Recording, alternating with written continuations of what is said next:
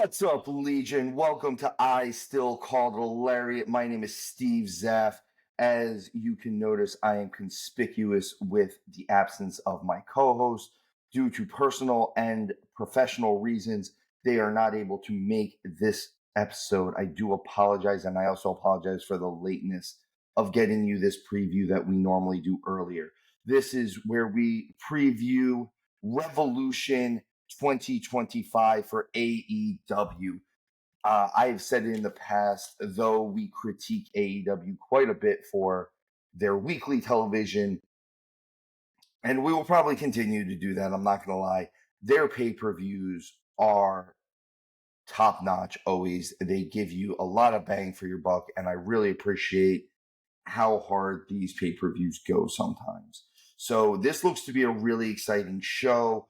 I'm looking forward to quite a bit. This takes place on Sunday, March 9th. It's going to be in Los Angeles. Let's see what this show has to offer. Now, Showtime and Hound have both given me their picks already.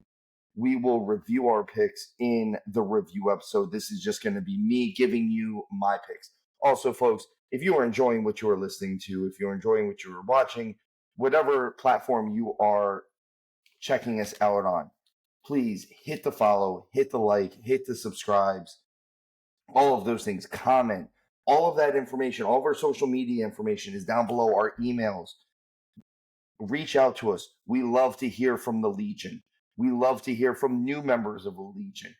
If you know someone that might like us, recommend us. Be like, hey, there's these cool guys that talk about wrestling and make fun of each other, because that's kind of what we do. So with that said, guys, let's get into Revolution. Revolution this year, there is one pre-show match that we are checking out, and that is going to be Johnny TV and the MXM Collection versus Orange Cassidy, Mark Briscoe, and my good friend to the show, that is Big Boom AJ. Boom! From the Costco guys. AJ is, as we have said, a great friend. The only reason why we are talking about this pre-show match, which we never do, is because Big Boom AJ is a part of it. I have no doubt that AJ, Orange Cassidy, and Mark Briscoe are winning this match. I don't think anyone has any doubt. This isn't even a tiebreaker match. We just always like to give the shout out when AJ is on the card because he always brings the boom. Now then, the match that I do think they are going to open the card with. One, it's going to be hot, a hot match. Two, they're going to do a lot of stuff. And three, it's in a steel cage. And that's right, that is Will Ospreay versus Kyle Fletcher in a steel cage. I truly believe that they are either opening the show or closing the show with this because of the cage aspect. They're going to put the cage up, and then they're going to remove the cage so they don't have to do it ever again. This way, they don't have to do it in the middle of the show. I could be wrong. That's just my theory on this, that this is going to be opening the show, though. Excuse me. I do believe that Will Ospreay is winning this match. I think this might be a forever feud, though. But I think this is the match that they're going to do this, and once Ospreay is done with this, they are going to start focusing on him on the world title scene. I'm hoping. He had one world title match since he's been in AEW. And since then, since losing the international title, he's been relatively out of the title hunt for any title. And I'm a big believer that he is, if he's not their top babyface, he's one of their top 3 babyfaces. He should be in the title hunt right now. I think Kyle Fletcher is progressing beautifully. I think this match is going to be super exciting. I truly believe this has a chance with all of the stuff that's going on here. This could be the match of the night that everyone is talking about afterwards, if nothing else, because of the violence that is brought into this. I will say this. I am hoping that the violence is relegated to just being cage violence, that we bring up how dangerous this match is. It's a steel cage match. This is supposed to be the danger in it. I don't need chairs. I don't need all that other stuff in there. Use the cage as a weapon. They both fly a bit. They both, Fletcher is huge. He's 6'4", I think. He has some power to him. Let him use the power against the cage. It'd be amazing. I hope that's where they go with it. If that is not where they go with it and they do bring the outside stuff, I could see this being a little bit too much for this match. But I'm super excited to see it. I do think Ospreay takes it at the end of this and moves on past the Don Callis family finally. The next match that we have listed is MJF versus Hangman Page. I kind of think that this is the true match placement of this. MJF likes to get in there with a relatively virgin ring a lot of times.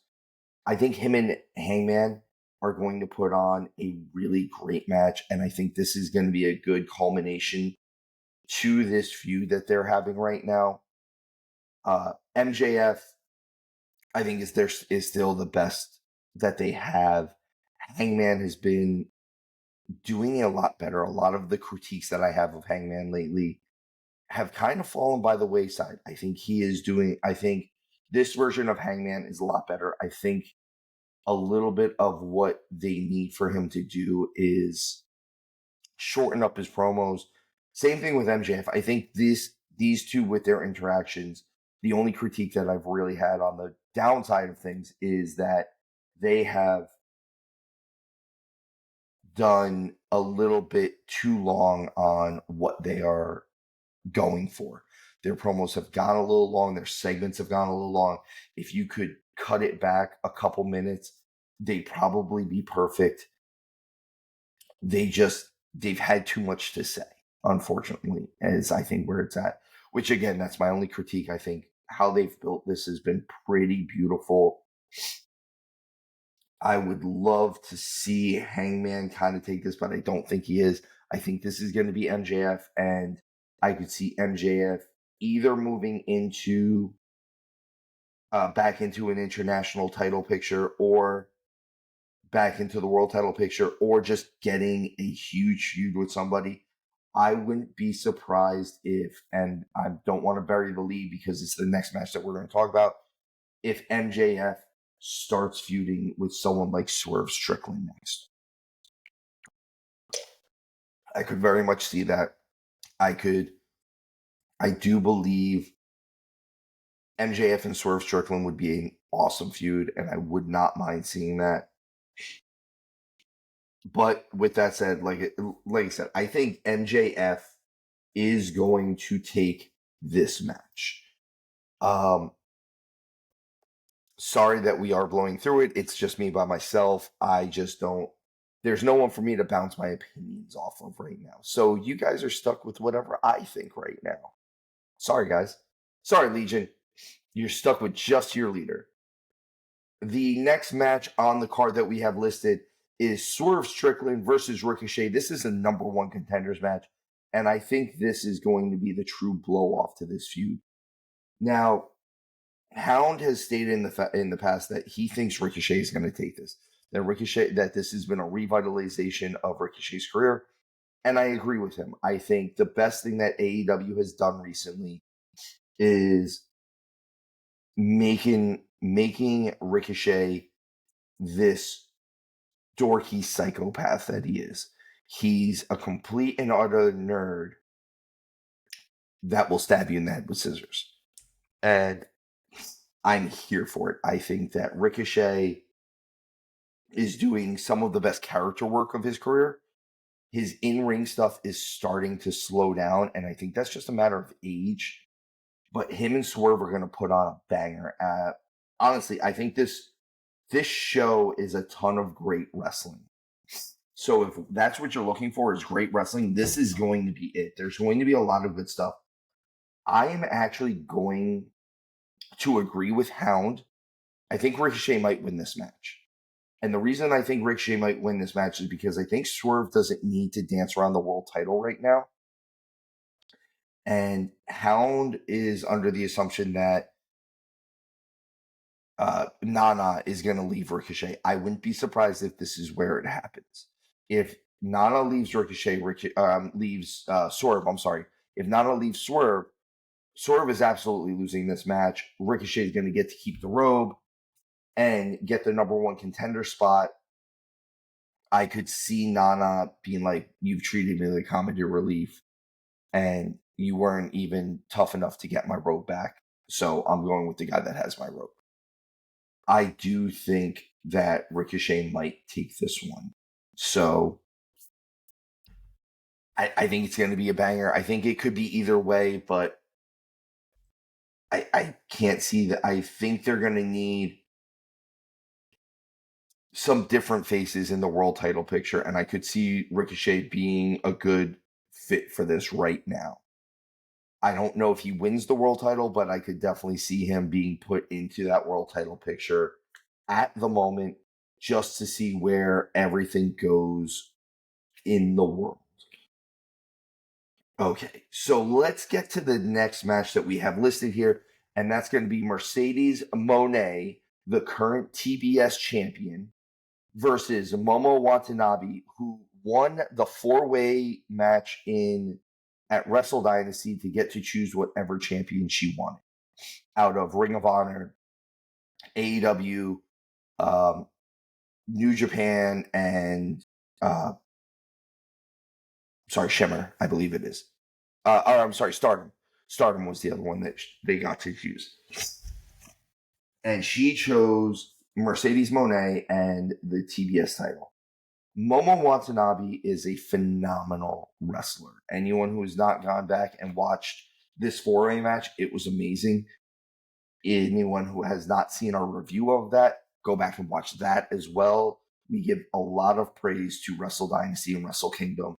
I think seeing some of these Japanese wrestlers and the stars from Japan in that more natural Japanese habitat really does great things for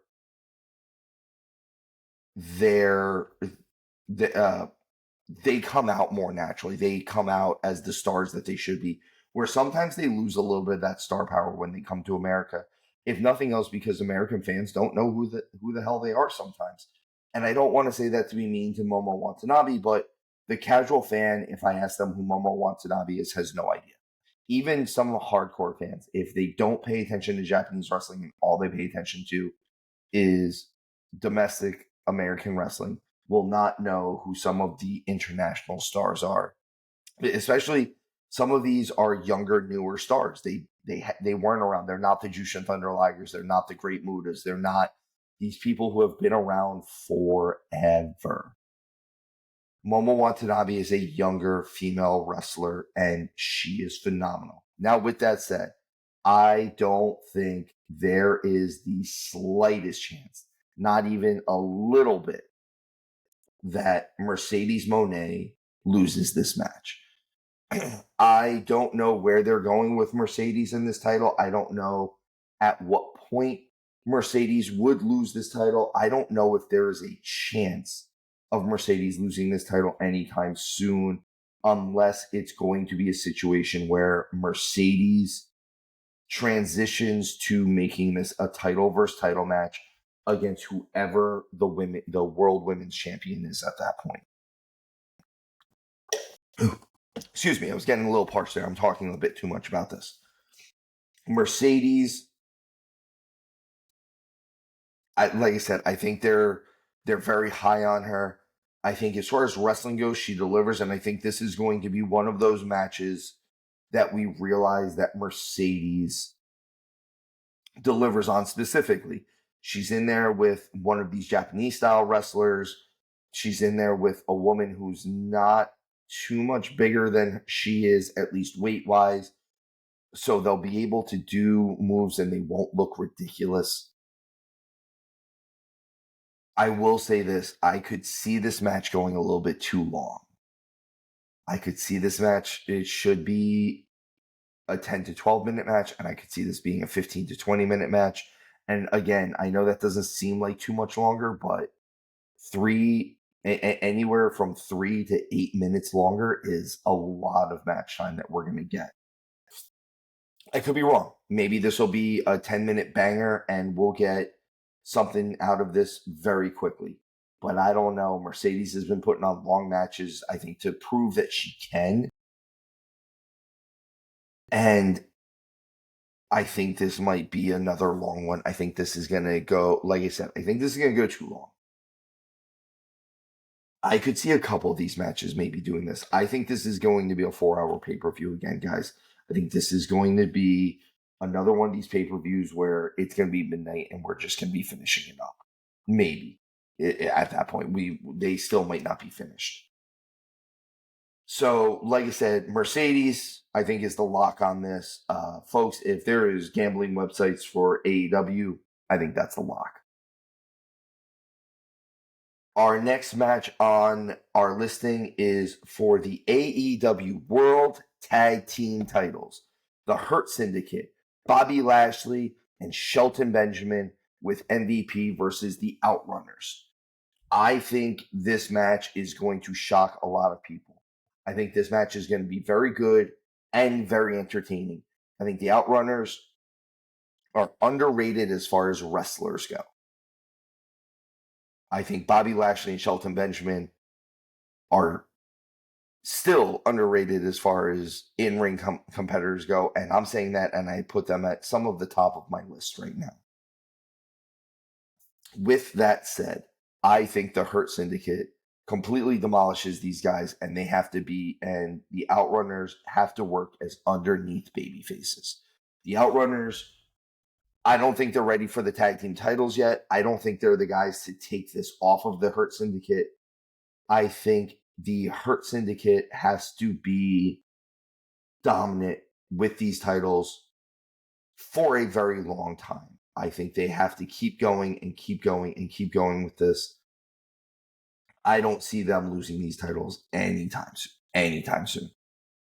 I think their best bet, I think the point that they'll finally lose these is when we finally see the Bucks, and I could see it being in a 3-way match with them, the Bucks, and like FTR, and reigniting that kind of tag team feud. And when they do, I could see Shelton and Bobby Lashley both going after singles gold afterwards, or possibly even finally kind of dissolving this relationship to a point where this becomes a feud.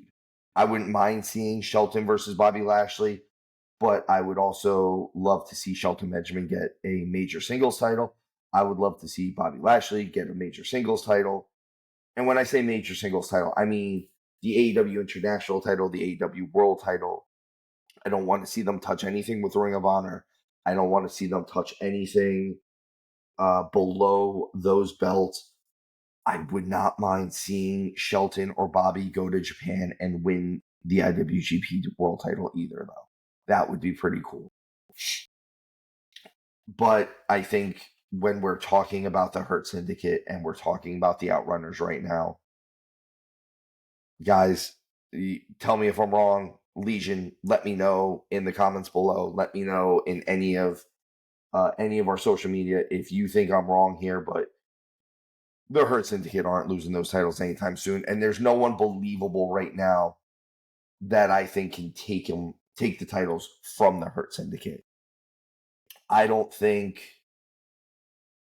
that even FTR and the Bucks are still. I think they're going to be great matches, and I think they're the most believable people to take the titles from the Hurt Syndicate. Right now, the very young tag teams that they have going on in AEW, or at least newer tag teams, none of them hold a candle to this team right now. And I hate to say it like this, but they're boys playing in a sandbox, and the Hurt Syndicate are men that are working on construction sites. That is the difference. It is the difference of men beating up kids. And the Hurt Syndicate are grown, scary men. And I think they're going to do amazing things with AEW. I think MVP is navigating the career perfectly. He's keeping them out of the silliness while making sure that they are involved in just the right stuff. And even the stuff they are involved in that seems a little off, he manages to do it in such a way where everything works perfectly. So like I said, Hurt Syndicate all the way on this one. Outrunners are going to make a great showing. They're going to show that they belong in this tag team division, which I think they do. I think they have a very good spot. The thing is I don't think the Outrunners need the tag team titles, and the Hurt Syndicate are perfect with those tag team titles. Our next match that we have, which is another reason why I don't think that they're going to put the steel cage match lower on the card, and that is going to be Timeless Toni Storm, our World Women's Champion, versus Mariah May for the Women's World Title in a Falls Count Anywhere match. I believe they called it a Hollywood ending match. It's a Falls Count Anywhere match. This is their rubber match. Mariah has one, Timeless has one, and I will tell you who is the real winner in this match. The fans. Mariah has been doing amazing work. Toni has been doing amazing work. And the two of them together is about damn near perfection as far as the character work they do along with the actual in-ring work that they do. I think both of these women put on really, really great matches. Showtime and I have expressed in the past how during Falls Count Anywhere matches that we hate when they go to fight in the crowd. I'm actually hoping, especially with the way the story is with this and the character work that Timeless Toni Storm has done and the Glamour Mariah May have done, I think that this match does not go into the crowd as much as we think it does. I think this goes into backstage areas. I think this is going to go into backstage areas that look like sound stages. This way it plays up the Hollywood motif and the Toni Storm thing and Mariah. I will tell you this. I have no idea who's going to win this match. I think I don't even know who I want to win this match. I don't know. I don't think there's a wrong answer as far as moving forward from this, who wins this match. I will say Mariah May did great work as the AEW Women's Champion. But Toni Storm is kind of the best original character that AEW has come up with in their full history. Toni Storm is doing the best character work. She puts on great matches. And that's not to say that Mariah May doesn't. But Mariah May is a much newer talent, especially to AEW. And she will have more time to shine later, where Timeless Toni Storm, I think they're going to try to get as much mileage out of this as possible as they can right now. And I could see Timeless. I think that's why I'm going to go Toni Storm on this one. I think she needs to win the rubber match at the end of this. The babyface character needs to kind of come out on top of this. Now, with that said, I could see Mariah circling back to the world title after Toni loses it to whoever she loses it to, possibly Mercedes. I think that might be who Toni actually loses it to at this point. You take the two biggest true women stars that they have, or who they think they have, with Timeless Storm and Mercedes Moné, and maybe we combine the titles or do something along those lines. So I think my end result on this is Toni Storm wins this, probably somewhere on a backstage area, and Mariah maybe takes, I could see her taking a little bit of time away and coming back and just wrecking someone. I could see her wrecking someone young, someone who hasn't been involved with her lately, and just coming in and completely just demolishing them. Some young baby face, someone like a Riho or an Anna Jay or someone along those lines, where she's going to come in and just wreck shop on them. And that's going to start a new feud with them, because this new young upstart seems like it could be taking her spot. Timeless, I'm excited to see where they go after this Mariah May thing. I would love to see who she gets in the ring with next. There's so many good people. I just don't know where they do have very talented women. They just don't always use them correctly. So I'm just very excited to see where they go with this from here. And like you said, I think timeless is the way to go. I'm sorry, I'm rambling a little bit on this one. Our next match on the card is for the AEW International title, and that's Konosuke Takeshita, our champion, Hound's biggest rival next to Mother Nature, versus the Cleaner, the best bout machine, Kenny Omega. This is the match. This match is going to be the main event, even if it's not the real main event. Takeshita versus Omega is going to be amazing. I have not always been the biggest Kenny fan. I am a huge Konosuke Takeshita fan. I think Takeshita is the future of wrestling right now. I could see him. I would love to see him and Will Ospreay feud over this AEW World title for like an entire summer. It would be amazing. Like, let's make that a real program. This is where I'm going. I think Kenny wins this. I agree with Hound on this. I think they're going to make this a bit of a workhorse title, and Kenny is out to prove that he is back, and he is back in full effect. I think they're going to put on a phenomenal match. I think this is going to be one of those things where, as much as I say matches like this are not always my style, I'm going to have to sit back, shut up, and watch what they deliver us. And I think everyone else should do that too. I think this match is going to hit on all cylinders. I think there's going to be a point where Konosuke Takeshita hits Kenny Omega so hard that we fear that his diverticulitis comes back. I think there's going to be a point where Kenny Omega hits at least minimum 3 V-triggers in a row. I think Konosuke Takeshita should hit the most hellacious lariat in the history of the world, and I will pop for it. But at the end of all of this, I think Kenny Omega wins this match. I think he wins the international title. I think he goes on to have some type of really great match with, I wouldn't be surprised if he gets involved with someone like a Hangman Page, or he gets involved with Kyle Fletcher, and him and Fletcher start feuding over this international title.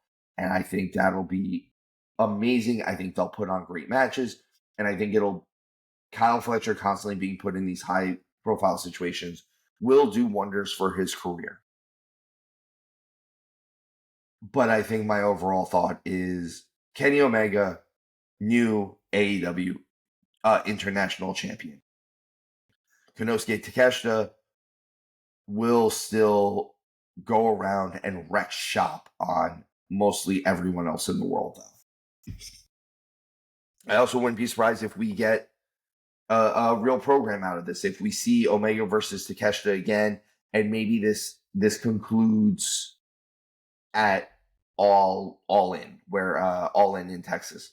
I can see that we have enough time to get another match and then a third match out of this. So I would not mind seeing these two guys wrestle 3 times. That would be a very nice treat for someone like myself. Legion, I think it'd be a very nice treat for you guys as well. So again, as I said, guys, if you have any thoughts on my picks, please let me know. I would love to hear about it. As always, with everything, we love to hear from you. I just wanted to get that out before we go and talk about the main event. And that is going to be our AEW World Heavyweight Champion, Jon Moxley, Mox, the leader of the Death Riders, the Mox World Order, the Boar Horsemen, versus Adam Edge Copeland, Edgeland. I refuse to call him Cope.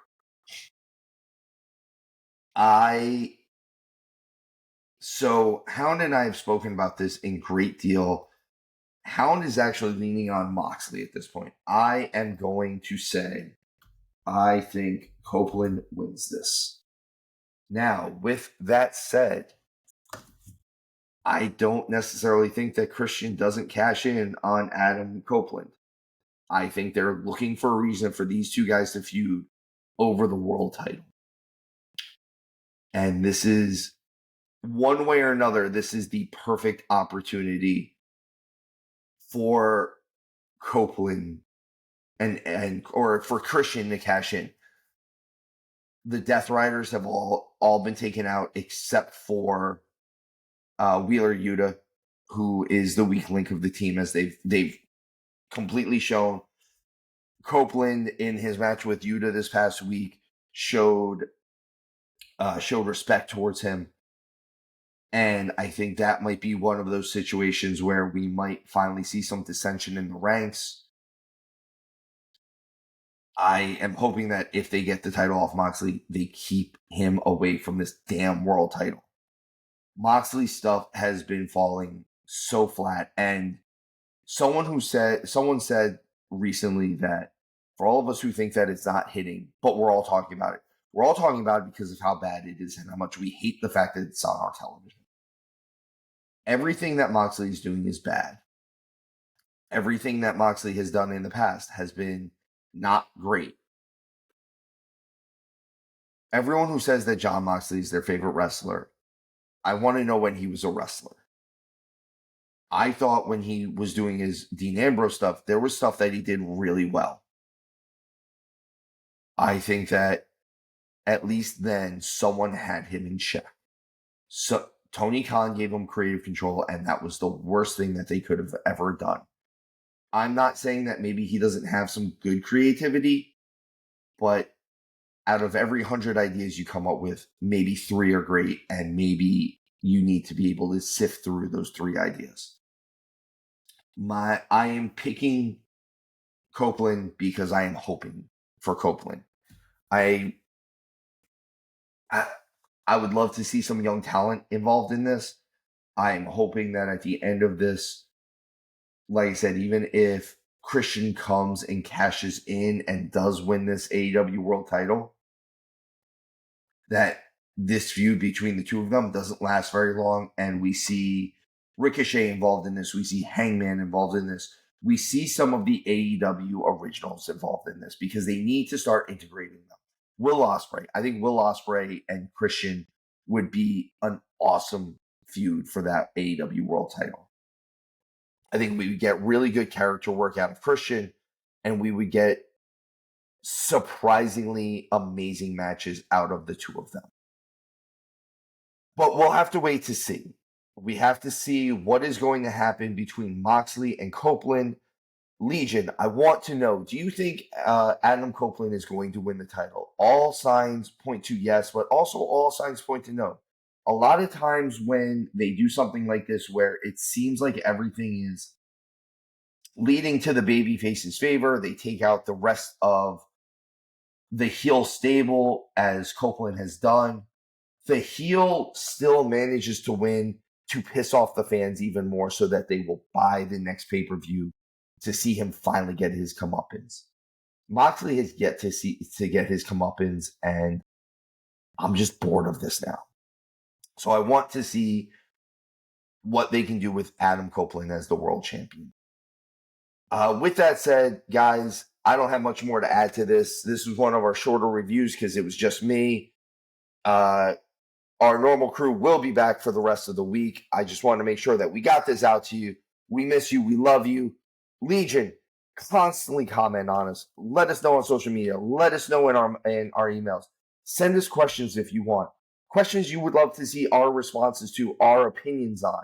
We will answer them. We love hearing from you. We love you. Hound, you're not here. I love you. We will be back with you in our next episode. Showtime is off doing things for his real life job. Unfortunately, I don't know if we were going to hear as much from him in the next week or two. We are still planning our big 1-year anniversary episode.